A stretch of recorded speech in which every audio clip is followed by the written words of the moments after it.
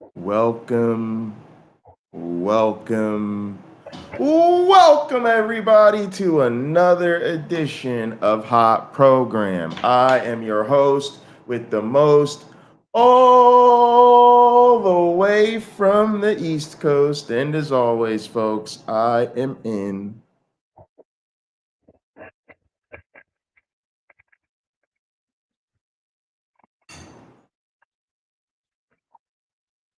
airplane mode. And now a man who, what, when, where, why, and how. A man who needs no introduction. How you doing today, my one black friend? I'm doing okay, Pocket Locker. How about you? I am hanging in there.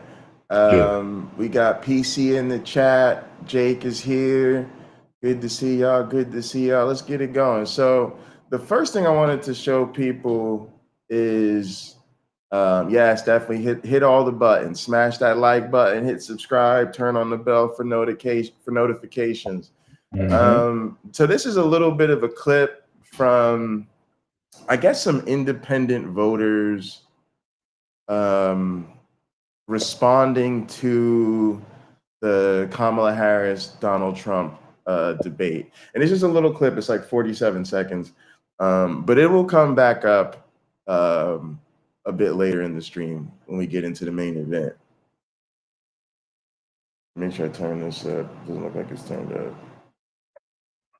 The two of you women reacted very strongly when Harris was talking about abortion, when both candidates were talking about abortion rights. You reacted strongly to Donald Trump and his positions. You seemed emotional about it, Hannah. Yes. What was your thought on that? What was it about that part of the debate that struck you? His misinformation. He sensationalized just so much Hey, Sarah. facts or not Hey, things Victoria. that are not facts that have been disproven. When he was talking he about does it because that is what his supporters want to hear, and it really impacts who people like us, if we choose to vote for him or not, because we know you are lying, but you're still saying it, and it's disgusting. Okay, so those words were incredibly powerful to me. We know you're lying. That's right. She said in no uncertain terms, we know you're lying. Mm-hmm. And you say it anyway because it's what your people want to hear. And this is going to, like I said, this is going to come back up in the stream because I talk about being in what I call the jig is up era of Christianity. Does anybody remember that expression, the jig is up? Yeah. So I just looked up the meaning. The meaning of the jig is up, it's used to say that a dishonest plan or activity has been discovered and will not be allowed to continue. The example given is the jig is up, where did you hide the stolen goods? Mm-hmm. And so that's what I mean when I say we're in the jig is up era when it comes to faith. We know you're lying. and I think it's really unique.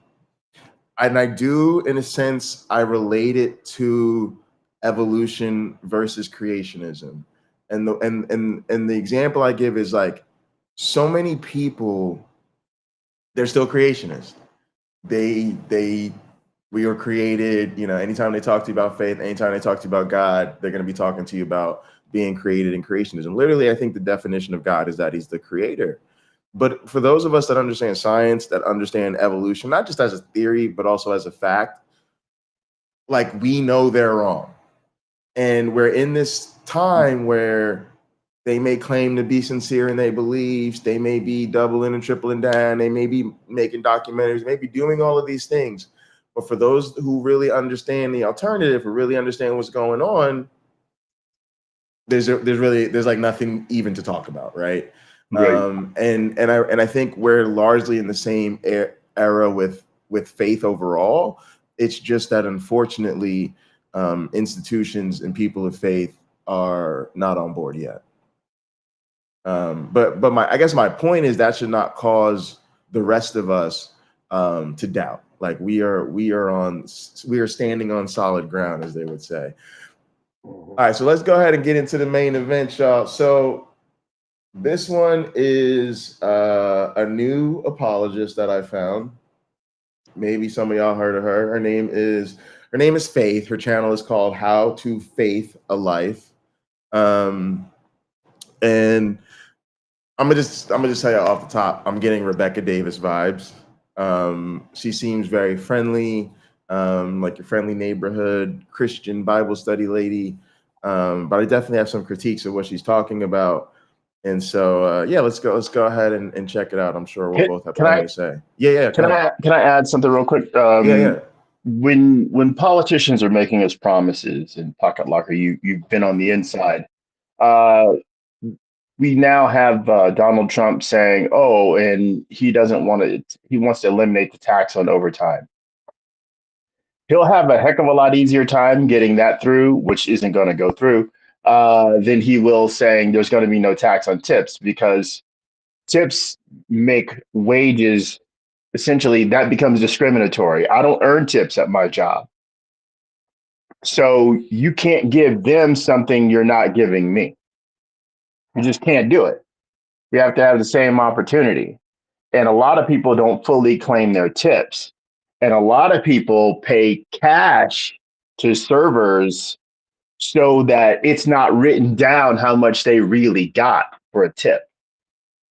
So I'm one of the people that does that, in terms of if the bill's $75 at a restaurant, I'll strike out the area that says tip on the receipt so they don't charge a tip, but I'll put the tip on the table or put it in their hands. So that way, when they're tallying everything up at the end of the night, there's no record of what I left. I leave it up to that person to be honest about what they do. And then I don't have the extra expense on my credit card, that sort of thing. All right, let's jump into it. And it's the show's gonna be till about about an hour and a half today. The video is about 17 minutes, so we should be able to jump in and out pretty freely. Okay. For years, which is really just the outworking of how we study the Bible.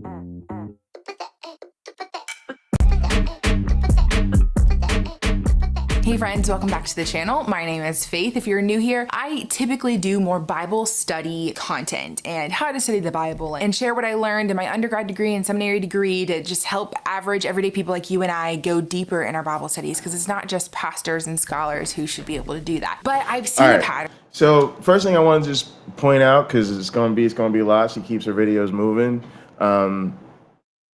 Undergrad degree. Don't know where she went. But then she mentioned seminary, right? Went to seminary. So I have thoughts. Like, okay. Like I said, I don't know where she went. And she very well could have went to like a regular ass university.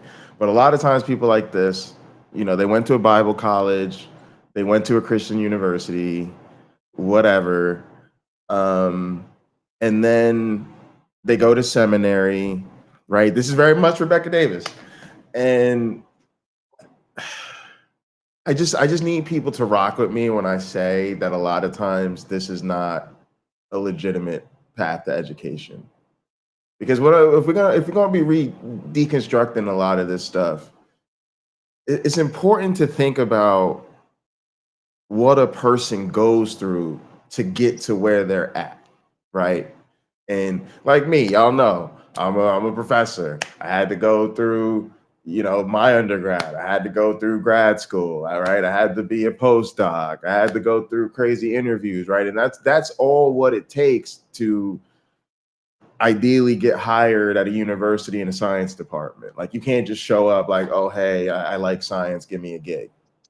And what bothers me so much about what faith is doing to people is they've invested the wrong way. Like, You're an economics guy, like opportunity cost, right? Like it means something when you spend years and years and years in this stuff. And when you're doing that, what you're not doing is being at a more secular institution, learning about the liberal arts, learning about history, learning about the sciences, interacting with different types of people, and really coming to what we would call a more sophisticated, educated type of perspective. Matter of fact, I was thinking the other day about how Christians demonize the term worldly, but for most of us, that's a good thing, right? Like we think of it as being good to like be a citizen of the world, know different people from different cultures and all this type of stuff. So it just matters what people do, and yeah, it's unfortunate. You have any thoughts on that? Well, I'm seeing a lot of books in the background. A lot of books in the So background. this is a very serious person. A lot of books in the background. What I don't see is her blue success light that makes the algorithm. I'm almost convinced this could be true, that the algorithm looks for that blue in the background and it refers But you know that what? video to more people. That's why she's got the blue. The streak of blue The streak behind of her. blue, yeah, the streak of blue books. She knew. Smart She lady. was very strategic. Exactly, PC. Exactly, PC. They stay in the bubble, and you really don't get a good education in that bubble. Okay, so I'm going to go back to something that was recently said by me here on the Hot Program. My best friend's mom is like a mom to me, so I call her mom. She's been a Christian longer than I've been alive. I'm 52 years old. She has never read the Bible all the way through. She goes to church nearly every Sunday and probably has been to church nearly every Sunday the entire time I've been alive and never read the Bible all the way through. I mean, so go ahead. Go ahead. No. Go ahead. I thought you were done. Well, again, I will ask, because she's far from being the only person, right? I saw a Pew study that showed that less than 25% of proclaimed Christians have read the Bible all the way through or read it on a regular basis. So literally, if there is a God, if the Bible's God is the real God, what does that say about his ability to reach people? What does that say about his ability to have his followers truly get invested into his word, right? Where is the personal relationship? It couldn't be more superficial, right? It's like, I use that comment sometimes like, well, you don't play on the team, you just bought the jersey. Right. You're just wearing you're a fan in the stands wearing the jersey. You don't know any stats, do you? No. You just have a favorite player, right? Like Jesus and maybe Paul and Job are your favorites. If your name is David, you seem to resonate with King David, even though you never fought in an army, collected 200 foreskins to get a woman. You never killed anybody, but hey, you never were naked kissing Jonathan in a field, as the Bible says. But hey, that's your dude. That's your guy. Just like you, sinners alike. I think that's really insightful. And I say the same thing. Like, God wrote you a book and you have no interest in reading it. Like, don't. And again, it sort of undermines the whole thing. Don't tell me how in love you are with God, how in love you are with Jesus, when literally he wrote you an entire book and you won't read it. And you won't read it. Come on, at least read like Malachi or something short. And of course, I say the same thing about heaven. Like Christians were always like, oh, I can't wait to be in heaven and worship Jesus forever. And I'm like, you don't want to be in church on Sunday for more than 90 minutes. You don't want to worship Jesus all afternoon. Don't tell me you want to worship him forever. And honestly, I'm thinking about even the idea of a Bible study, or her channel even, right? Like, you don't do this for good books. I'm not saying good books don't have book clubs or whatever. But for the most part, this idea that you need to be shamed into reading this thing, you need to be encouraged, you need to like have a group that's going to hold you accountable for reading it, and all this, it's because you don't want to read it. It's because you don't want to read it. If you really love the book, again, I'm not saying you wouldn't find yourself in a book club of a book you were voracious about reading, but I really think for so many Christians and people like that, they join a Bible study because they literally think, if I don't have people pushing me and making me study and making me get into the Word of God, I'm not going to do it on my own. And it's like a subtle confession, like your book is boring, you don't like it, you don't want to read it. And even a lot Or of they, go ahead. or, sorry to interrupt, Pakalaka, or they know it's not true. They know it's not real. Right? I've been having conversations, probably many of us have been, with my peers and friends about politics. And I'm getting people say to me, well, Trump this and Trump that, and Biden and Harris this and Biden and Harris that. When they make a comment that might be a really good point about some deficiencies they see in Joe Biden or Kamala Harris, if I present to them the same deficiency in Trump, they hand wave it away. Right? If I tell someone I don't want to vote for Trump because I think he's a poor representative of the nation, and I can go on and on and on, well, then you're a racist. I'm not a racist because I don't want to vote for someone. I voted for Joe Biden, and he's whiter than me. Harris is also whiter than me. you know. So the idea that the defenses become so radical when they don't want to accept, bringing this back to people with a religion, that they don't want to accept the flaws in their point of view, to the point to where their reflex is to be dishonest. Yes. It's shocking. Yes, and it's that's shocking. And you hit on a key word there for me, reflex. I often say these people have weird instincts, like the things they go to stay consistent, to keep themselves in line. So Ember pointed out, but the study is guided so you avoid the difficult parts. Yeah, this is why Well said, what my Ember. one black friend said was important. He said the whole Bible, reading the whole thing through. Literally, when I want to have a conversation with a Christian and it comes up to Bible reading, to me, Bible study barely counts because of what Ember is talking about, and devotional reading certainly doesn't count. And I see them kind of usually in the same vein, but sometimes Bible studies will get a little bit more into challenging areas.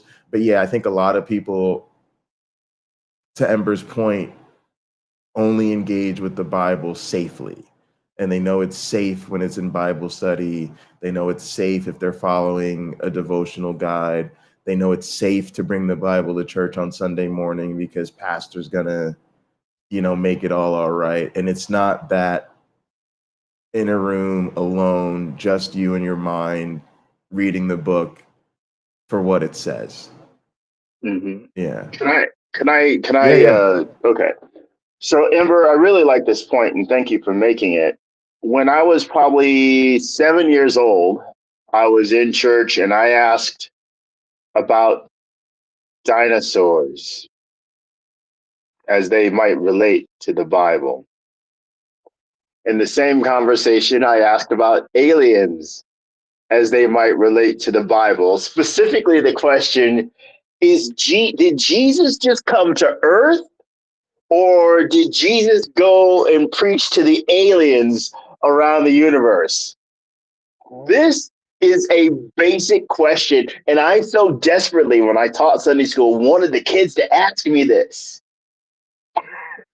I didn't have an answer that was detailed, right? I didn't know, but I wanted them to ask me this because I got shot down and chastised for asking such ridiculous, unproductive questions in Sunday school. by two people, right? My mom's then best friend Mm. and the Sunday school teacher.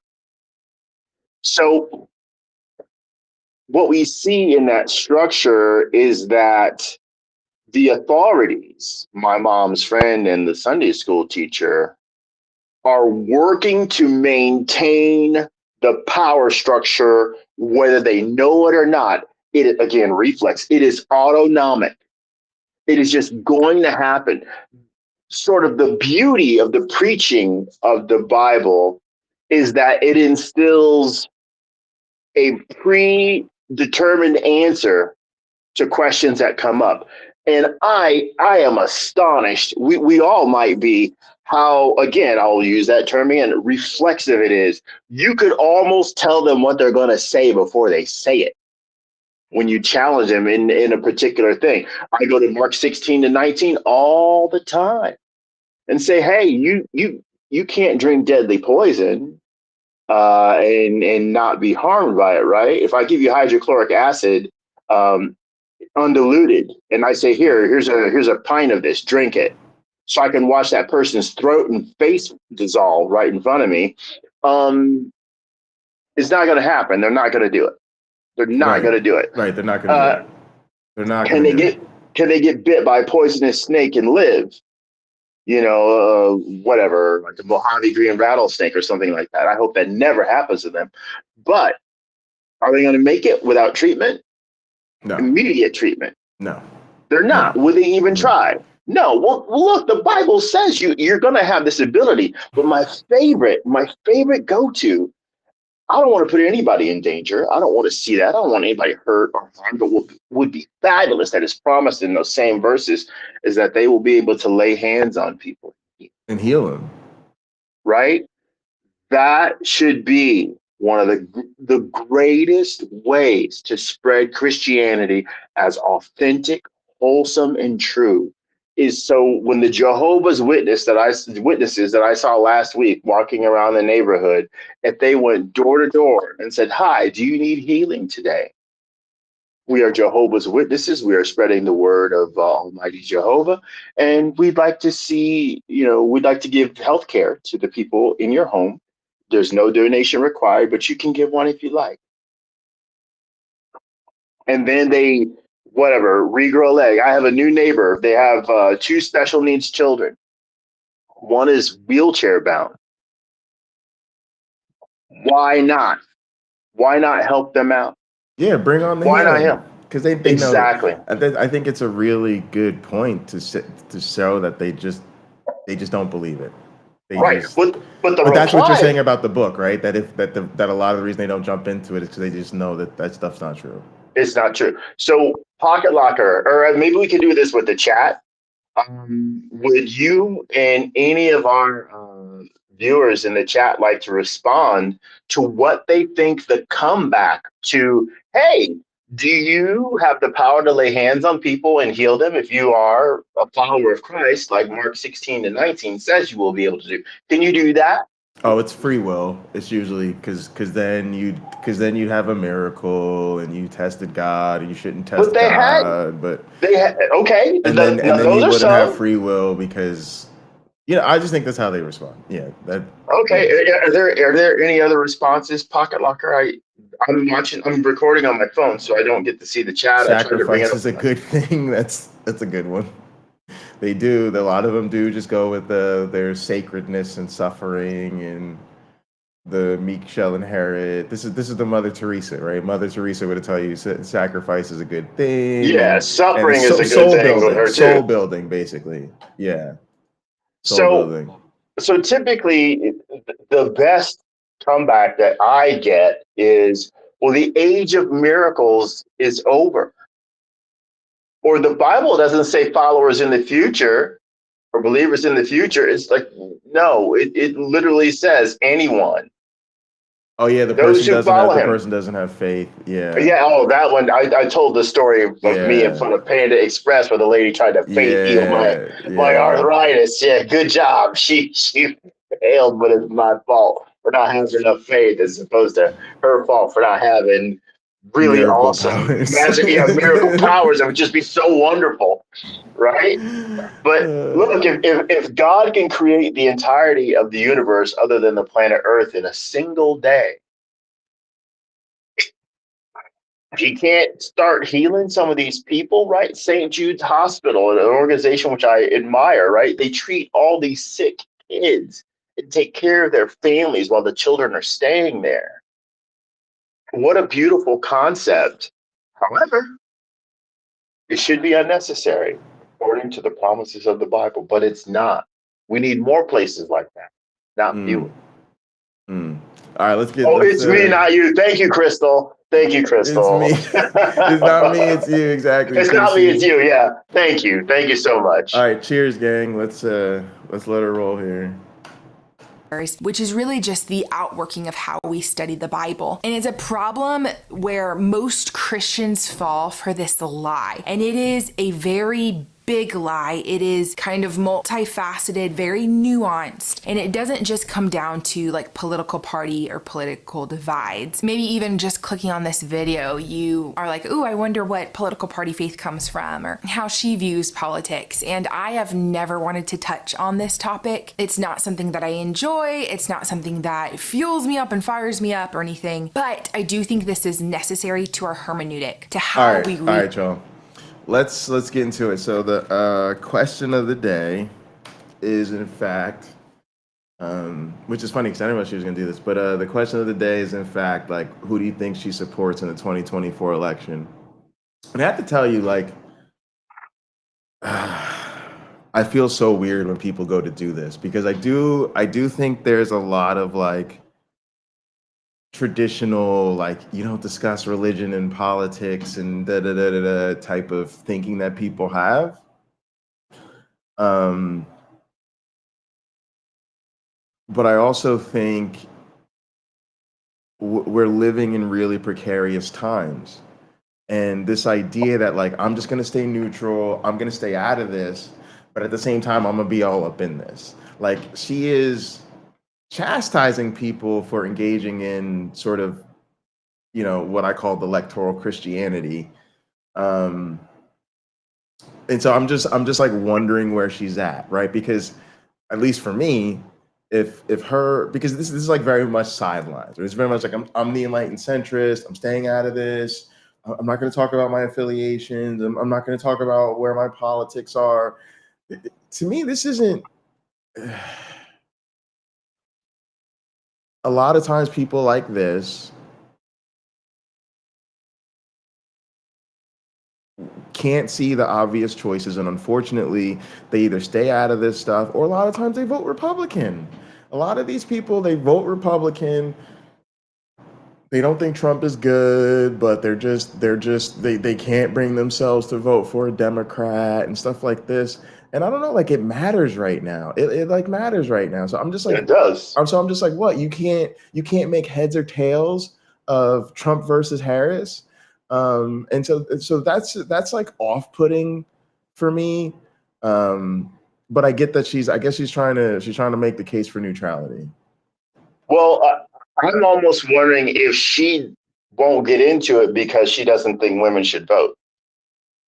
There are women who don't think women should vote. There is a lot of those, and a lot of them are conservative Christians. And this is another this is why, like, I hate to say this, but like, Christians have to gain a little bit more self-awareness of all the problematic stuff going on in and around the church, and understand when you need to be bringing clarity to these things. Because you're right, if she doesn't say more than this, we don't even know if she thinks women should vote. We don't even. So you got to give us something, Faith. You can't just be neutral on everything. By the way, I would like to applaud her because I think, other than her talking too fast, I think her videos very well. They're fantastic. They're fantastic. Oh yeah. Are they? Okay, you see more? No. I'm just agreeing with you. The production value is definitely there.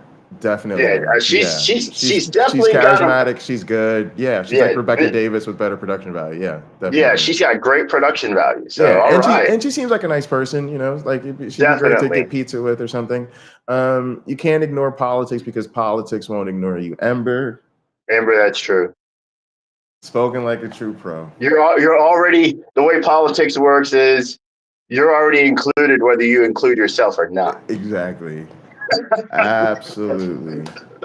Read and we study the Bible. And so this is what this video is. So the big lie that I see most Christians fall into every election year is what I'm going to refer to as the politicized gospel. Now, somebody might have already penned that term, probably so, and they might have their own definition for it. I don't know how others might define that term. But for me, when I say politicized gospel, I mean it as a threefold kind of nuanced beast. First off, a politicized gospel is one that is American centric. Sometimes it spans to the Western world, but for the most part is very Americanized. Whenever they read the book of Revelation, it's all in terms of America and American politics. Whenever they picture heaven, it is all in terms of America and American politics. Whenever they think about the Antichrist, it's all about America and American leaders. It's very American oriented. And this could happen in other countries. I personally am an American raised in America. I don't know enough about the Christian dynamics in other countries around the world and whether they do this in Germany, in Germanized gospel or whatever. But as an American speaking, I know firsthand that this is very, very common. Wait, hang on a second. This is very interesting. Global audience weigh in. Is this also something that happens in pop Christian culture in other countries? I just think it's good YouTube. That's a good question for fantastic comments later. Yeah. But it's very interesting to call it pop Christian culture. That almost seems like an acknowledgement, right? That there's this sort of pop culture Christianity. And I think it's not too much to even read into this to say that it's sort of one of those things where she thinks pop Christian culture isn't really Christianity. Exactly. It's Christian light. Just add a flavor packet into water, yes. Shake and enjoy. I got that going on right now, but it's lemonade. Yeah. So, yeah, but we see it, right? We see it. When I see Stephen Furtick, I can't help myself. I'm like, that's a show. It's all a show. It's all a show. There's a number of those guys on his level where I'm going, I don't really see any faith here. This is money. This is a concert. This whole experience is designed around making money and not getting one crowd member to realize it's happening. That's what it's for. Yeah. Right? Yeah, absolutely. I'll defend everything I do, saying, look, I didn't get the money from the church. I got that money from my book. That's how I was able to do all these things. Well, Jesus isn't known for having a mansion down here on the earth. And Mary Magdalene is one of the people who used her wealth to fund the ministry. She gave that money away, some of it anyway. Yeah. Jesus, we don't hear about him in his bulging pockets. Where's the sermon where Jesus took up a collection? Right? Where's that at in the Bible? Never. Where's the sermon where Jesus, a poor person came to Jesus and he started pulling quarters like a good grandfather? He started pulling quarters or something like that from behind their ears and filling their purse and saying to them on the way, go and sin no more. Share what you have with the less fortunate than you and buy some new shoes. Yeah. So my thing with this is, and again, I think some of this just comes down to perspective and education. I see a lot of these sort of Christian dialogues. I would describe them, I don't know if this is right, but I describe them as like internal critiques. It's like Christian on Christian trying to set Christianity straight. And I think where we come from is much more of an external critique. But from where I sit, a lot of the times it's just a lack of awareness, because to me, first off, you can't escape politics. What Ember said, right? You can't avoid politics, because politics is not going to avoid you. But more than that, I think everything at some level is political. Like when you start talking about how are we to live together, we got to make some decisions about how we live together, how we run our schools, who's going to maintain our roads, you know, what are we going to do? And that, as much as people don't want to think of that as being political, it's inherently political. There has to be contracts, there has to be services. And so to me, like, she's not realizing Christianity to me is inherently political. I've never gone to a church, and I've been through lots of denominations. I've never been to a church and seen a pastor not try to speak to the issues that are going on in their community. Well, as soon as you start speaking to the issues that are going on in your community, it's politics. It's politics. And so I don't think sometimes they're being quite forthright about how much the church is insisting that everything in your life be spirit-led, be driven by your faith, be driven by your relationship with Jesus. And so when you want a person's entire existence to be Christ-centered, it sounds kind of ridiculous to not expect that their political decisions are going to be in the same vein. Hey, Gorn, sir. Good to see you. Good to see you. All right, let's go ahead. Gospel or whatever, but as an American speaking, I know firsthand that this is very, very common. Second part to this politicized gospel is that it's very fear-driven and really powered by hate. It is something that maybe you watch a commentary video about online, or you watch the news and it's very like, you get angsty, you get anxiety when you dwell on it, and it also fuels you not to cast all your anxiety on him because he cares for you. Be alert and of sober mind. Your enemy, the devil, prowls around like a roaring lion looking for someone to devour. This is a perfect example of how I say people use spirituality in lieu of mental health. It's sort of another thing about the jig is up era that people aren't even discussing, to be quite honest with you, which is we know about mental health now. We have real mental health professionals, resources, medications, treatments, all of this. But we still have people that are religious. And gang, I don't want to get too sidetracked on this, but if you think about it, using religion instead of mental health is almost like the minimum requirement for everyone.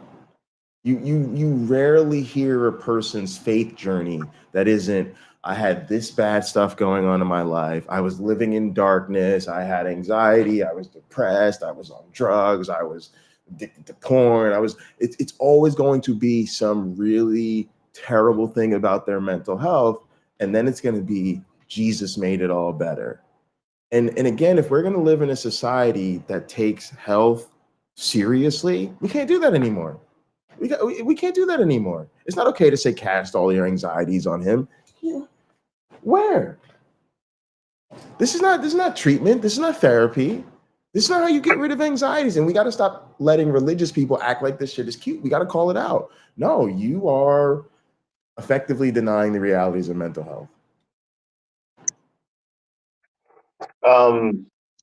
Crystal put Acts 17:26 in the chat.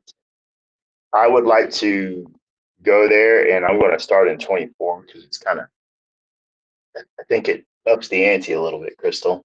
The God who made the world and everything in it is the Lord of heaven and earth and does not live in temples built by human hands.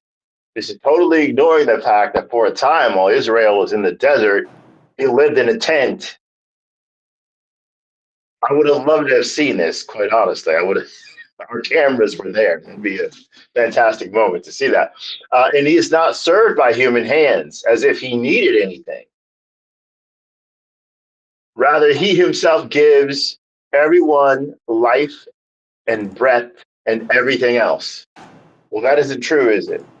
Because we know that so many people, Christians and the rest of us really, we know that in a society, where it functions optimally is when we cooperate with each other, and when we help, when we help each other, when we are aware that help is needed, or we even assume it is, and then we ask, hey, do you need help with this? I've been having back trouble the whole year, and my neighbor, she came over and she helped me out with some stuff that I just was having trouble getting to. Like, they're fantastic. So we could go on here to 26, where Crystal posted, from one man he made all the nations that they should inhabit the whole earth, and he marked out their appointed times in history and the boundaries of their lands. 27, God did this so they would seek him and perhaps reach out for him and find him, though he is not far from any one of us. So I find it very interesting that this is more of the brilliance of the Bible, to be able to lay claim to what's going on as the machinations of God, right? So if you got another person like my best friend's mom who's telling me that everything isn't predetermined, but God is omniscient, show her this. Show her that. It's telling you, Respect. God appointed the times in history and the boundaries of their land, right? Are you gonna? Is she gonna then show this to somebody like me, who's all for Palestine having its own state, right, and being independent? No. Well, God appointed the times and boundaries. You said that. You brought up that scripture. Again, it can just. I literally could use my Bible as a doorstop if I wanted to. That's not what it was designed for, but it is an excellent doorstop. And right now it's over there on my dresser, stopping it from flying away. Due to gravity, it's just holding it in place beautifully. Yeah. All right, let's get back to the clip. We got a lot to get through. Your neighbor, not to love your neighbor, but to hate your neighbor that disagrees with you. It is something that basically condemns anybody that thinks differently from them. That is another aspect of what I refer to as a politicized gospel. And the third and final aspect of this politicized gospel is that it is not eternally minded. It is primarily, for the most part, when I see it, it is focused on right now, not heaven bound. Now, if you guys have taken my course, Bible Study Bootcamp, where I share everything I learned in Bible college and in seminary about how to read the Bible, it's basically like crash Bible college degree on hermeneutics. I talk about creation, fall, redemption, consummation, which is pretty like reformed in theology, but it's just a worldview, like a lens to kind of help you view the world. Like, we were created this way and we're moving towards heaven. So how do we live right now in light of the fall and sin all around us, in light of the cross, redemption? How do we live looking forward to the final consummation, or Revelation 21 and 22? And the beauty of this lens not only affects the way that we view the story of the Bible and apply it to our life, but it also informs the way that we view today. I think some of the biggest cults and biggest lies even in Christian culture come down to people have a misunderstanding of what heaven looks like. It is people from every tribe, tongue, nation, down to people. I think some of the biggest cults and biggest lies. She said biggest cults, right? She did. Yeah. Lies even in Christian culture come down to people have a misunderstanding of what heaven looks like. It is people from every tribe, tongue, nation. It's not just Americans here. Not every. Heaven. It is people of Not all every. different shapes, colors. It is not just the men of the household in heaven. It is not tiered like different levels of better Christians or something like that. There's all different nuanced ways that people view weird stuff. Okay. You're supposed to lay your treasures up in heaven. Right? I would guarantee you there are tiers in heaven, not the Eric Clapton kind. Right. Stuff about Right. But exactly. So when the disciples are being told that they're gonna have these rewards, and you read in Revelation, there's 12 gates, right? And there's again, it's set up that there's this hierarchy. We're already learning about it in the biblical text. Right. And just in case you're Christian and you keep saying there's streets of gold, like, you got to read Revelation, where the gold is essentially a color, because the streets are like fine glass. Gold is a fine glass. the Christian faith, you know, we're moving towards heaven. So that's not of the Lord if that doesn't point to heaven. Now, this politicized gospel is so scary and so hard because for the most part, I find that Christians kind of come alive in their faith every 4 years with the political activation in their mind. They all of a sudden care about things that do technically come down to their faith, but they didn't care about it these last 3 years or the 3 years before. Just very interesting, y'all. Just point. I'm gonna keep moving, but look, just highlight some of her language. Every 4 years, they start to care about things, and then she says something very key that do come down to their faith. So she's trust me, that's gonna come back. Election. When we talked about the sanctity of life, if we aren't also caring for the and then this quote, our convictions shouldn't be important only during election years. Now, this is very ambiguous. Are you saying the issue is Christians are motivated electorally by things they shouldn't be motivated by? Are Christians doing bad things in the ballot box? See, it doesn't really quite sound like she's saying that. It almost sounds like she's really saying, nah, if you're going to be a homophobe all 4 years. Nah, if you're going to be up in arms about abortion, be up in arms all 4 years. If you're going to be up in arms about, you know, Christian nationalism or teaching creationism in the schools, be up in arms about that shit all 4 years. So is she really is this really a progressive Christian message that's saying, hey, Christians, let's not be so political? Or is this really a complaint that these things only really seem to come to the forefront during presidential election years? Oh, and by the way, I just don't agree with her. I think she's the type of person who is making this because she only pays attention to political issues during presidential years. If most of us think about it, and you've been even interacting in these spaces and dealing with apologetics or dealing with politics, you know that actually we're constantly butting heads against Christians, and these things don't come up every 4 years. They may take a step to the forefront during presidential election years, but most of the Christians I know that are up in arms about abortion, they are up in arms about it all the time. Most of the Christian bigots I know, they're bigots 24/7, 365, all 4 years out of the damn electoral season. So I think she's one of those people who sees the sort of escalation during presidential years. She participates in that herself. And then she's like, oh my goodness, we only care once in a while. And it's like, I don't know. Well, she used the term sanctity of life. Okay, so is not an LGBTQ person having equal rights, not being discriminated against, not being denied to get a cake made for them or getting married and things like that? That's a sanctity of life issue as well, is it not? It's not just abortion, right? Might a person who's lived their 94 years on this earth and is suffering from stage 4 cancer and in their wherever, right? And maybe breathing for them is like razor blades are sawing away at their lungs with every breath.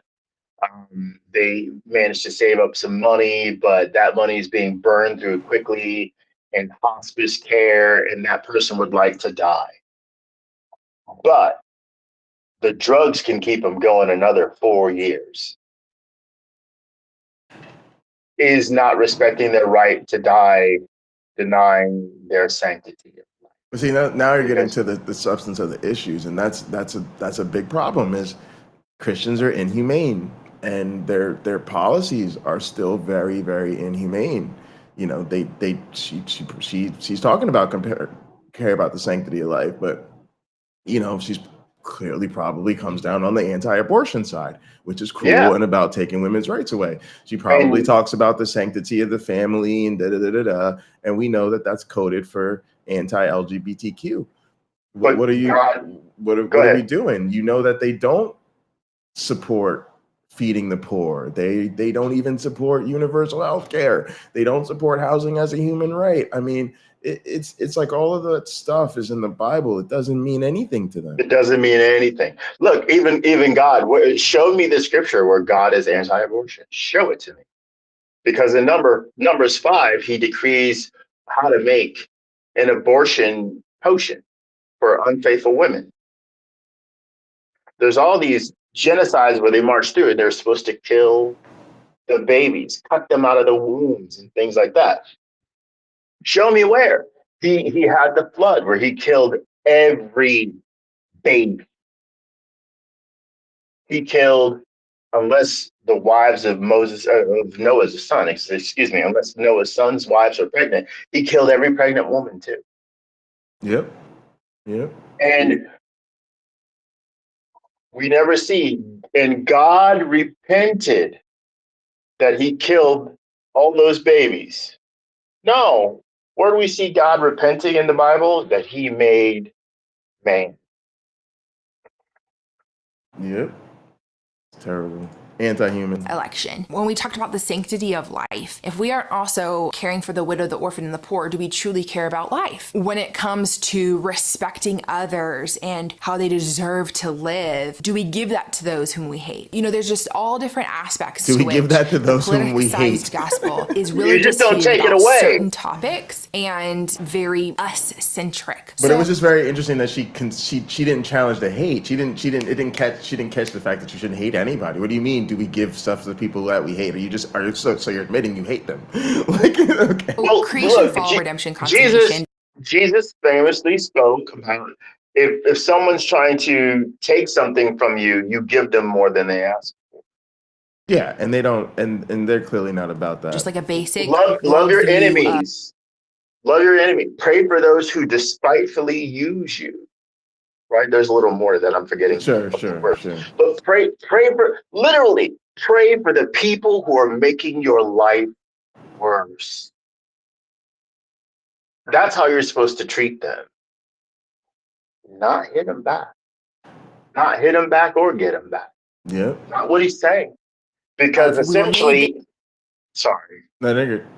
I'm preaching now, Pocket Locker. I know, but I'm trying to get us through the video. We got to get through. We got a lot to get through. All right. Short show today. But I whatever. That's enough said by me on that portion. I think everybody listening understands where I'm coming from. Please continue. All right. Thanks. This way, then the fall, then Jesus died on the cross, and now we're looking forward to heaven. This framework should help us understand that we live in a very pagan world, that our citizenship is not found here, but is in heaven. So this politicized gospel really comes down to living for right now instead of an eternal mindset. Now that I've defined politicized gospel, there's so many different ways that I want to talk about this and the outworking and how not to think like this, but I think the biggest thing is needing to identify it. I see it looking like just practically people all of a sudden remember that they're a Christian and they care about the sanctity of life, every 4 years. All of a sudden they care about justice every 4 years. All of a sudden they care about, whatever it is that their party really likes to drill down. All of a sudden they care about those things every 4 years and they tie it to their faith. Now, I'm not saying our faith shouldn't inform how we vote. I'm not saying that our faith shouldn't inform the way that we live among other people, but I am saying that it is not the substance of our faith, and that is the okay. Really. This is I'm gonna go with the distinction without a difference or whatever it is people say, and I just think this is where people play both sides of the fence, and it to me it just betrays a severe lack of self-awareness. You're literally talking about the problems of a politicized gospel, the problems of Christians all of a sudden caring about these things every 4 years when it's a presidential election. And then literally you can't even finish that segment without saying, but I'm not saying it's not important for your faith to inform your decisions. And I'm not saying your faith shouldn't inform your politics. Why do you think we ended up in this mess?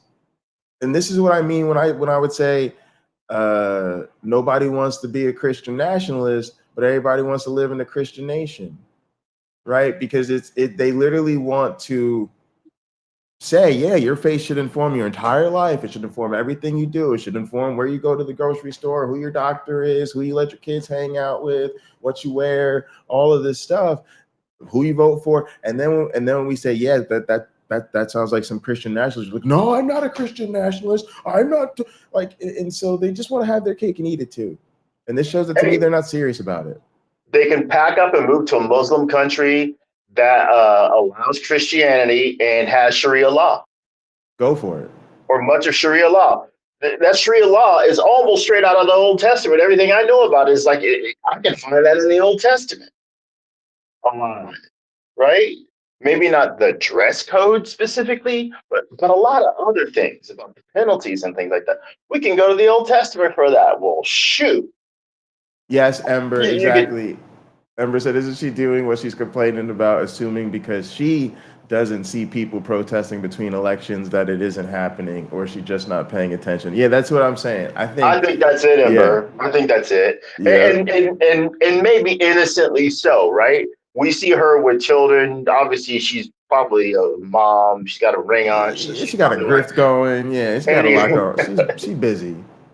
She's good. She's got her. She's busy. So she very well may not be tuned into that sort of thing because she's watching Bluey with her kids, you know, Right. and not watching people protesting in the street, trying to get a law passed or trying to get a law repealed. Right? She's not tuned into that. That doesn't mean she doesn't care. It just means she's not exposed to it. PC said it. They don't want to have the label. They just want to do the things. Exactly. Yes, that is exactly what I'm saying. Really big problem that I see in both blues and reds, and both liberals and conservatives, is that for some people, the politicized gospel looks like it's really just the substance of their faith is really the way that they vote. It is treated like a religion. It is their religion. It's not prayer driven as much as it is, I logically discern this is the only way kind of driven. And this is the Beautiful. So there are some problems here with trying to equate what Jesus said to do and how our political system in this nation is organized. My best friend's mom was concerned that our nation is becoming more socialist. So some of you will have heard me mention this. That's definitely fear mongering she heard from the pulpit. But wait, Gotta be. but wait, I had to remind her of the book of Acts. I explained to her about Jesus giving free health care, right? It's free. You didn't have to pay anything. He told one of the lepers he healed, go and give this sacrifice that Moses commanded. Go and do that. But that was after he got the treatment. And there are rules. If you can't afford that sacrifice, you do this. And if you can't afford that, you do this. Right? They're trying to be accommodating to where people are at. We can go on about the other things. Jesus gave people free education. He stood there and he talked to them. He didn't charge them a dime. Jesus fed people for free. He stood there, he talked to them, he fed them, didn't charge them a dime, sent them on their way. The early church in Acts, it says the people sold what they had and had everything in common. And I wrote to her, I told her this, I said, they were communists. So if you really want to be hardcore Christian, you give away all your possession to the church community. And if you are in need, you let someone know, and your needs, out of what's available, right? Your needs get fulfilled. Exactly. So from each according to their means to each according to their needs. Yeah, go ahead. I don't know if that made her uncomfortable. Socialist. Yeah, I don't know if that made her uncomfortable. I don't know. But I had to say it. Because if she's not seeing it that way, she should. I'm not saying that's the ultimate system. I don't think it is the ultimate system. It's nice if we are in a system with abundance and individuals can make that choice, right? I tend, when I'm working, I have, disposable income. I give a lot of that away. Because I'm like, okay, I can not only meet my own needs, but I can meet other people's needs too. And I like that it's a choice rather than the government saying, well, we're just going to keep taking because you seem all right. And we got all these other people here who are not all right.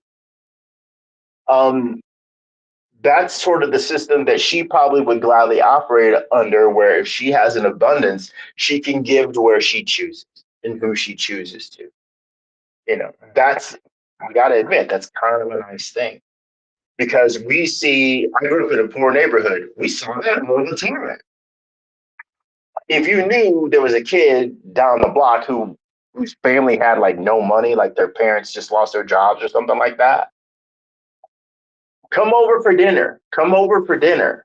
And that person could go from apartment to apartment to apartment or house to house, whatever, and people would just keep feeding them. That's happened to me. Yeah. You know, in my adult life, you know, in the early 2000s, that was happening to me. Come over. Always an invitation because they knew I was having a rough time. Come over. So I think the balance that needs to be struck is not biblical. It is taking the life that people want to lead and making accommodations for some of the mandates of the biblical text. Jesus, I promise you, I'll work some of your ideas into the plan, but you can stop talking because we're not doing all that stuff you're asking.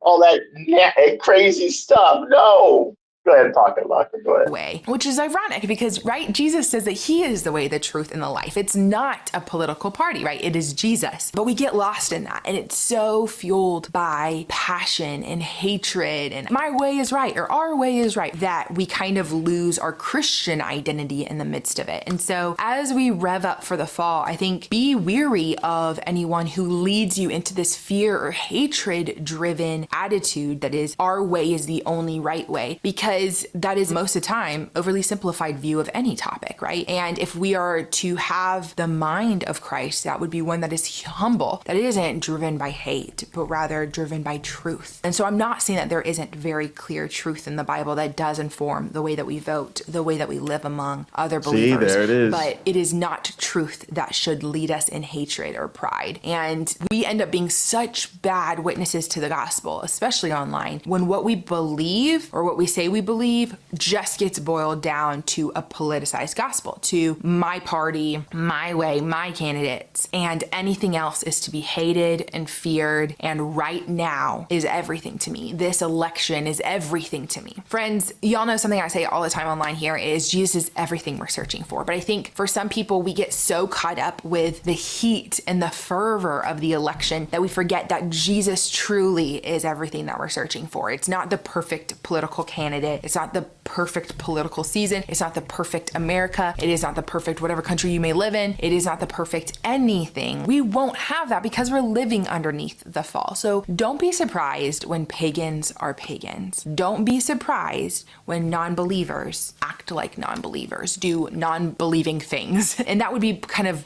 point two, maybe. And I really want to nail that home in just a simple example of the Olympics. This past summer, you know, the Olympics opening ceremony was a huge hot topic, maybe like a month ago. And everybody was up in arms that the pagans were acting like pagans. It was so clickable that the pagans were acting like pagans. All the algorithms were pushing. And maybe it was 2 summers ago, it was Target. Pagans were acting like pagans again. And it's this very Pagans means country people. Driven movement. We should not be surprised when the world acts like the world. We should also not be surprised by the depth of the fall. Even Walmart supports things we don't agree with. Even AT&T or your internet provider, even like Walmart, everything that we they're consume like betrayed by Walmart. Supports something They're we so don't aggrieved. agree How can with Walmart or do want this to us? essentially support or fund. But Y'all, she's just giving me like white woman in a bubble vibes, and it's very like, I went to a country music concert this weekend, y'all. The whites. I ran into literally one black guy that said he was at the concert. I didn't see him at the concert. I saw him in the bathroom, but in the bathroom, he told me he was at the concert. I swear y'all, I was in the arena, y'all. I ain't see no black people. And it's just like, but they were literally singing songs about hanging out at Walmart or whatever like that. And you just realize that sometimes they occupy spaces that like they just assume, since it's so important to their identity and it's so important to their routine and their culture, that it like is in sync with them. And so that's how you end up where you could feel betrayed by Target having, you know, tuck underwear, or you could be like, even our precious Walmart does things we don't agree with. It's just weird. It's just Unless you're weird. going to live off. Oh, go ahead. I just want to direct if we have Christian listeners, you can read Romans chapter 13, where it talks about respecting governing authorities, and that they are essentially agents of God, and God has selected them. I could see someone making an argument, and this isn't my argument, telling people with the right to vote not to vote, that you don't really have to put much thought into it, or you don't have to vote at all, because God is the one who determines the outcome. That's what this is about. One specific thing: for rulers hold no terror for those who do right, but for those who do wrong. And then, do you want to be free from fear of the one in authority? Then do what is right, and you will be.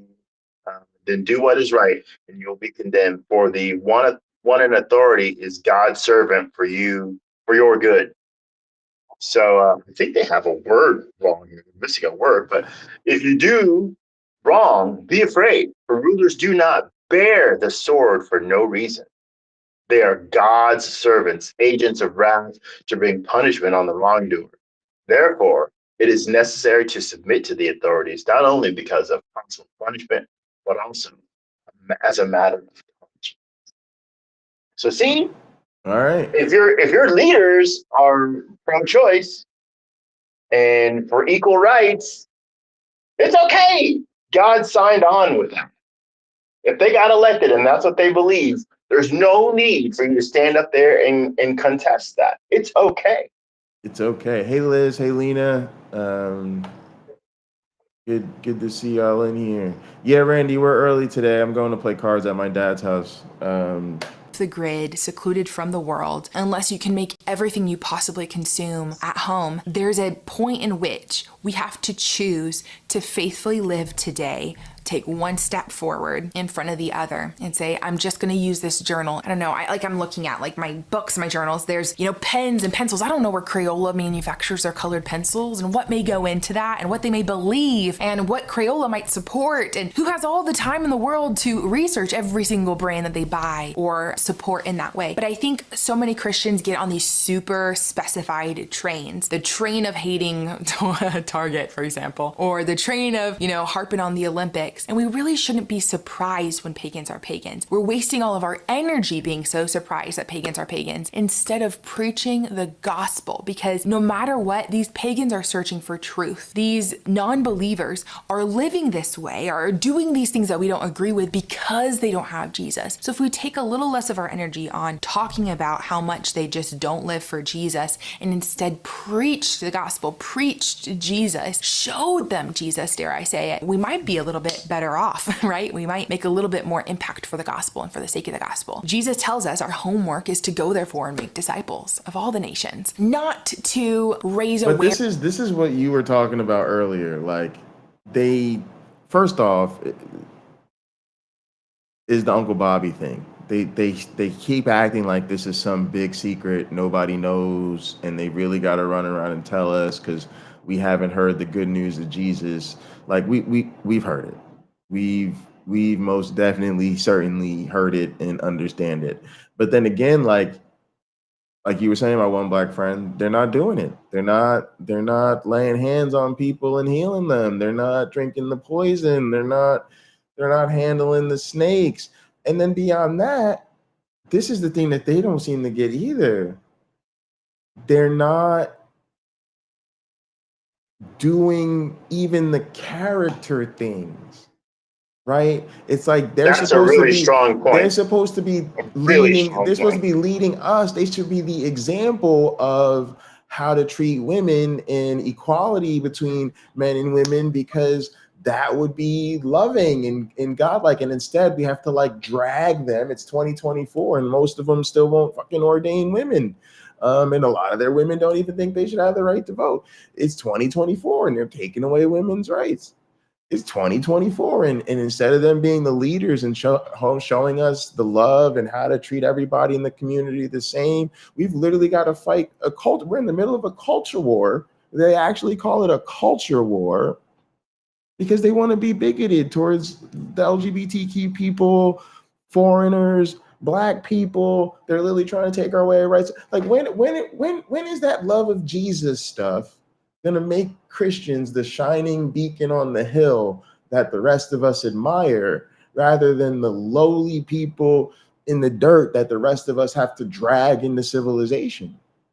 Well, look, the problem Christianity has is it has pretenders. There are those people who are sincerely doing their level best to be in alignment with the principles of the Gospels and other parts of the Bible. There are people like that. Nuns are an example. Monks are another example. Talk about giving it all up to go and honor their faith journey, right? Any one of them might look at a sexy brand new car like, woo! And then they go back to doing what they were doing. Maybe they'd like a ride in it, but they're not going to spend much time coveting because they have better, more fulfilling things to do. Meanwhile, there are believers who will work their butts off to get that $105,000 Lexus LC 500 and be making $1,400 a month payments on it when they could feed how many people with that same money and drive a beater Prius like me? Hey, I'm getting 36 miles per gallon. The traction battery's dead, so I don't get 53 anymore. But my car takes me everywhere their car can take them. And look at all the good they could have done with the money, right? The difference. They still would have had what they need that would serve them well. Yeah. And they could give more away. But again, it has pretenders. And then there are those people like the monks and the nuns and many retirees who volunteer at hospitals and stuff like that and do things for church that are really into it. Yeah. And it's funny. I don't know that there's a distinction within the church between the two. Right? You mean the pretenders and the ones who are all about it? The ones who are, yeah, exactly. I don't think there's a difference. Now, the nuns and the monks know how committed they are. But the other people, do they respect that level of commitment, or do they see themselves providing the same level of commitment? Well, the nun contributes their time, or the monk contributes their time, but I make a lot of money, and I donate, $45,000 a year to the church. No, they tell themselves they're called to families and all this. All right, let's keep rolling. We don't got a lot of time. Yeah. Awareness of here's a new person to hate or a new people group to shame or condemn, but rather speak truth into the darkness. And I do think some people were trying to do that on these various topics I've referenced, but there's a line by which we cross it and eventually we step into spending way too much of our energy worrying about these things instead of just speaking truth. We have the truth of eternity in our hands when we hold the word of God. We have the hope of the nations within us and obviously in the word of God. Why would we withhold that and make it so shallow as to, whatever it may be that we politicize or that we boil it down to? It's as simple as this person supports this or this person uses this or whatever it may be. Again, I'm not saying that we don't need to be mindful about where we put our money. We are called to be good stewards, just like Adam and Eve were called to steward over the garden. We are called to steward over everything that we have and that we influence. But there's a line of discernment by which I think Christians, it's just easier for us not to use discernment and we just sit back and we let the influencers tell us who to hate. And we sit back and we let other people tell us who are the bad people. And we spread this fear-driven hatred, politicized kind of religion instead of, no, I personally have prayed about it because I personally have discerned it, not just because this is what Christians say is a bad thing. You know, Christians will pick random little things to get up in arms about. And meanwhile, there's so much more injustice going on around the world. There's so much stuff in our neighborhoods, never mind worldwide, that we could be better off being up in arms about. So don't let, whether it's Christian influencers or just Christian adjacent media, let you get so focused on the details. Who are we hating this month? What are we condemning or boycotting or whatever? Not that boycotts aren't good, but y'all get what I'm saying. There's a line to which we turn off our brains and we just consume. Okay, this person says to hate Taylor Swift. This person says to, I don't know, never shop at Target. And we're not consciously thinking, okay, but why are we doing this? How can I therefore speak truth into those moments? And again, revealing, like, it's very revealing. The example she goes is, this person told me to hate Taylor Swift, and this person told me to not shop at Target. Like this you're all leaning to one side on whatever this. Way. Maybe my teenager's listening to Taylor Swift. How can I speak truth into my teenager? How can we redeem the times? How can I point to Jesus instead of just spread hatred? And nope, we don't do that. How can we speak truth into the brokenness? You know, Jesus came obviously as our Messiah, as our Savior, and because of apocalyptic literature in the Old Testament, really the first century, what they expected the Messiah to be was a politicized leader. They thought he would come in like a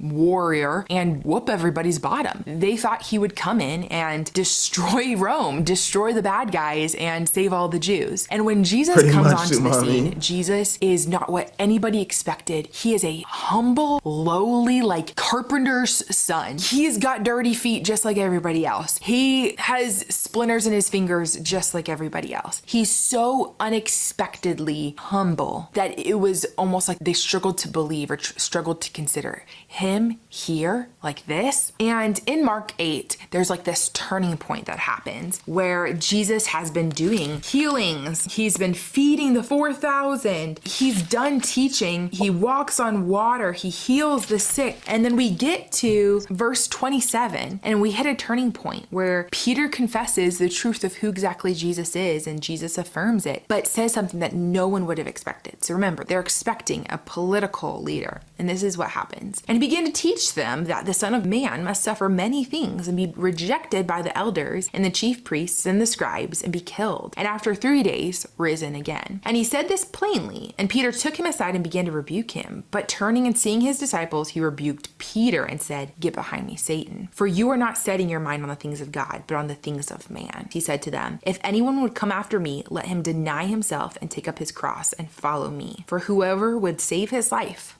will lose it, but whoever loses his life for my sake and the gospel will save it." So Mark records here a summary of Jesus teaching about being rejected, being killed, and rising again. And he's teaching them about the Son of Man, which is an apocalyptic literature kind of figure, messianic figure that would come and save everybody. This was like a warrior lamb figure who would come in, whoop the bad guys, like conquer over the bad guys, like militarily, and usher in God's kingdom. And she just has no sense of how weird and cultish this is, and that it's not normal for Jesus to be sitting here saying, look at the pause, look at her face.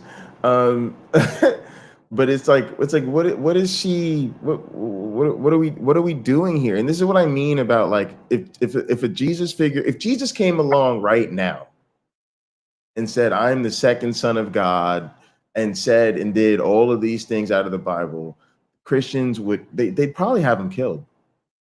They literally probably have him killed. They'd be the Jews this time around, and they'd have him killed. But there's no way they'd be like, "Oh yeah, oh so you're gonna die 3 days and then rise." Like, it's so weird, so weird. Think how disruptive someone like Jesus would be in our time if he came back, right? Let's say there's Christianity existing.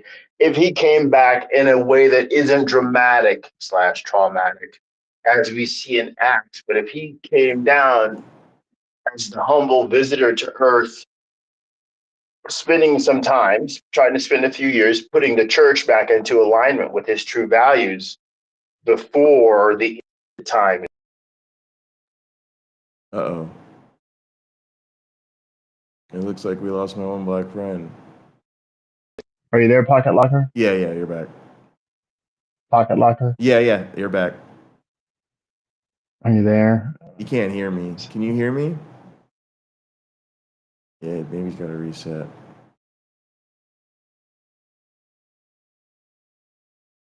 Her face is so That's weird what right the now. Okay.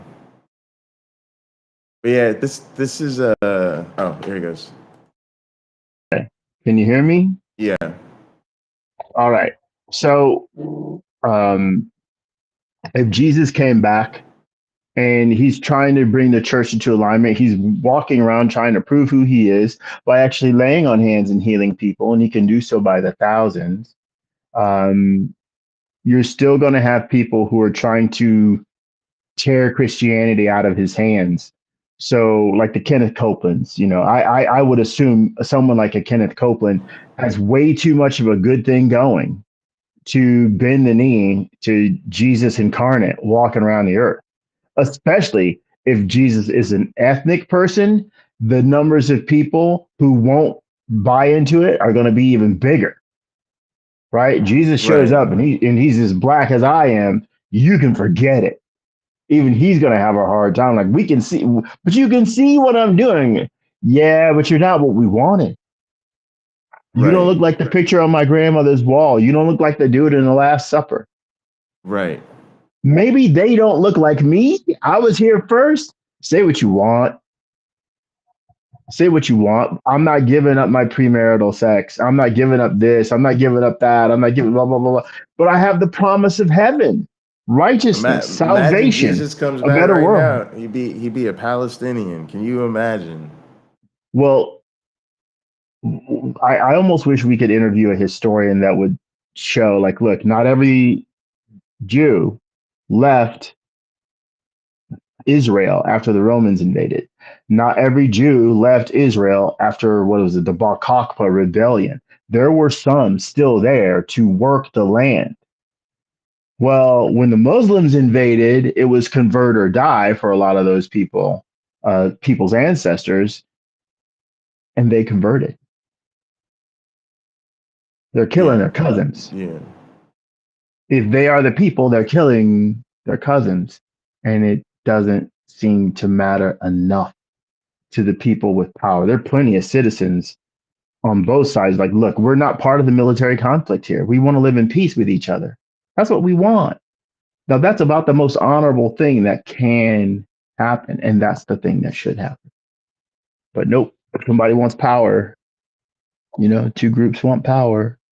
The group in the middle wants peace, and they get stepped on. I think convert or die is how most of these religions got to where they're at right now. I've been in Tbilisi, Georgia, and I've been in Bulgaria, in Sofia, Bulgaria, and I've had friends point out the same thing. This is the river. When you meet a Bulgarian person, you talk with them. Let's say they speak English. You don't have to speak Bulgarski, but they're speaking English to you, and they agree with you, and they'll do like this. This is like a yes. Because that came from when the Muslims were like, do you convert? They were Christians, right? Bulgarians were Christians in large numbers. Do you want to convert to Islam? They would do this. Because this is like saying yes and no at the same time. So hundreds of years later, it's over 1,000 years later, they're still doing that. They're still doing that.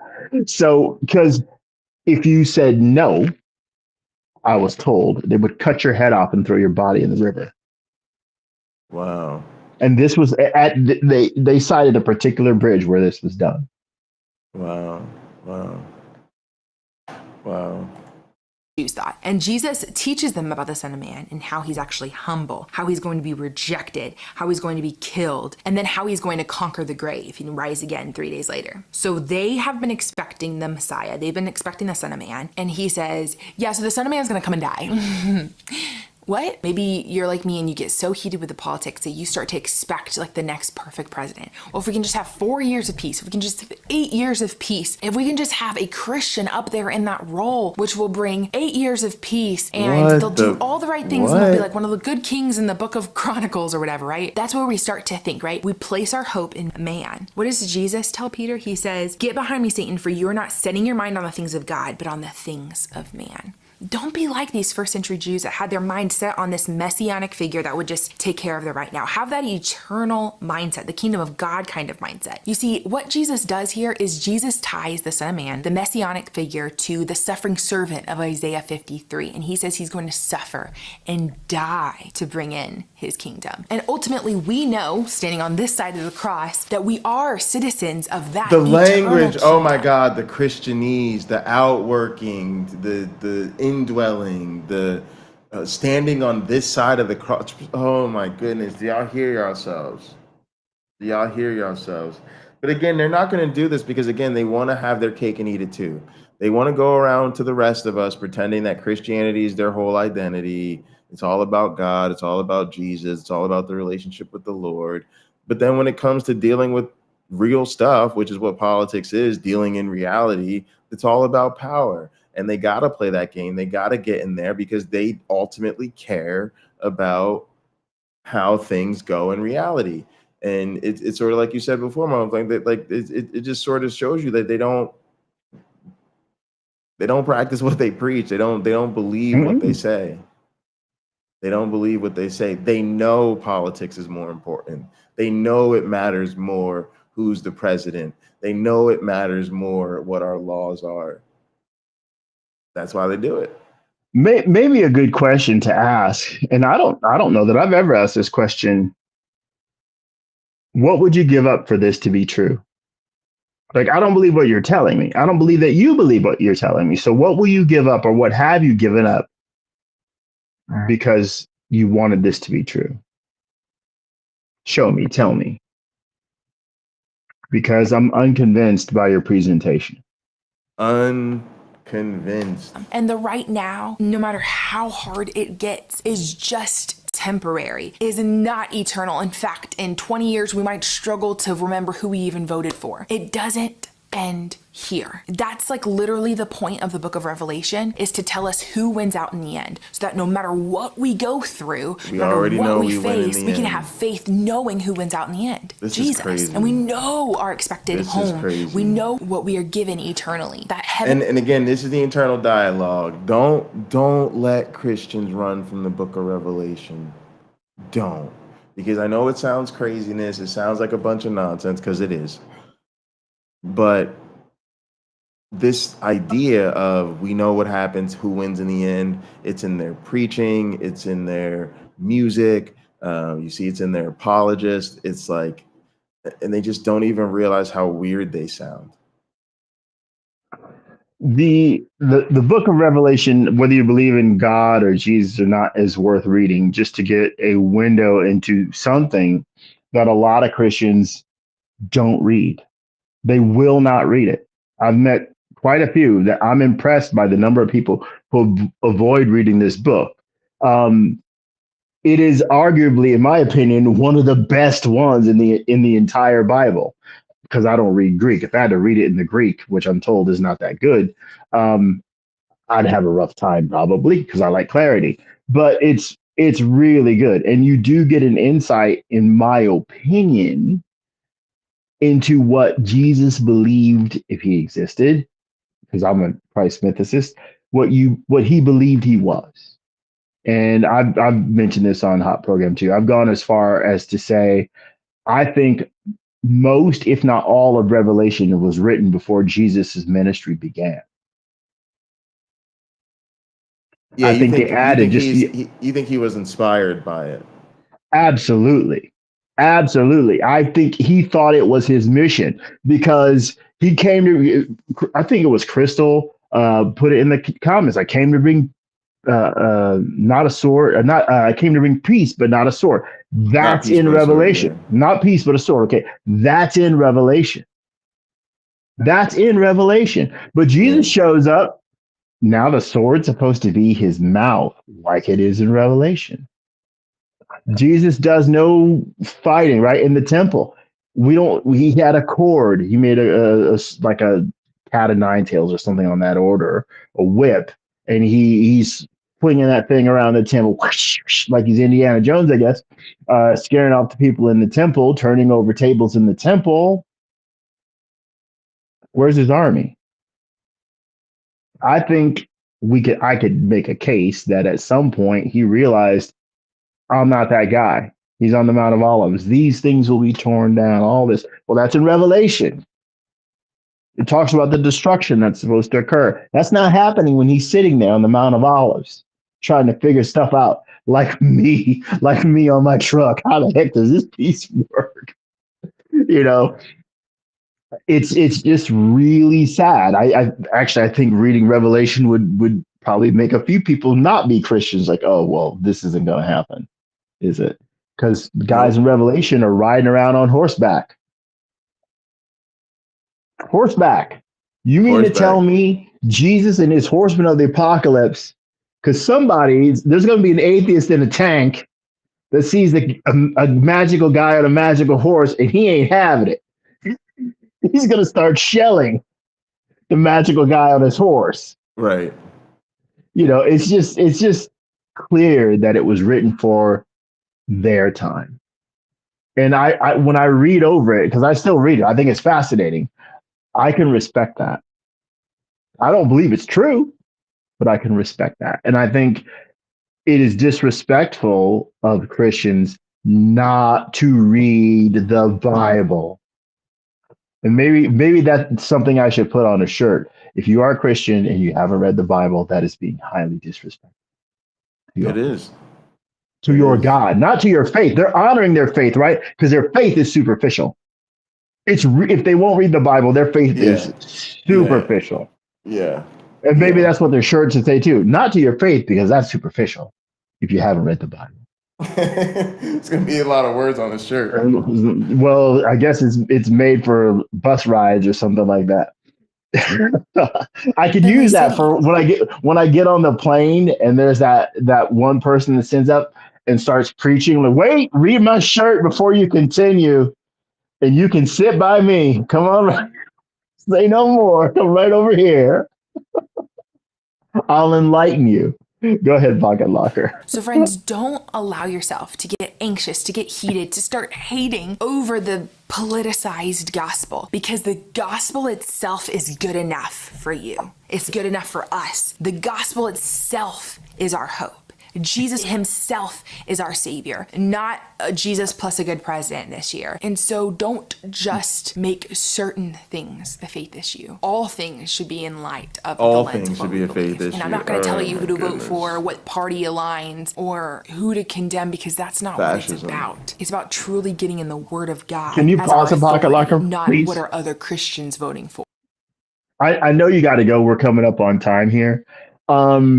I'm reminded I saw Jesse Jackson Jr. speak when I was in college, and he compared Martin Luther King to Malcolm X.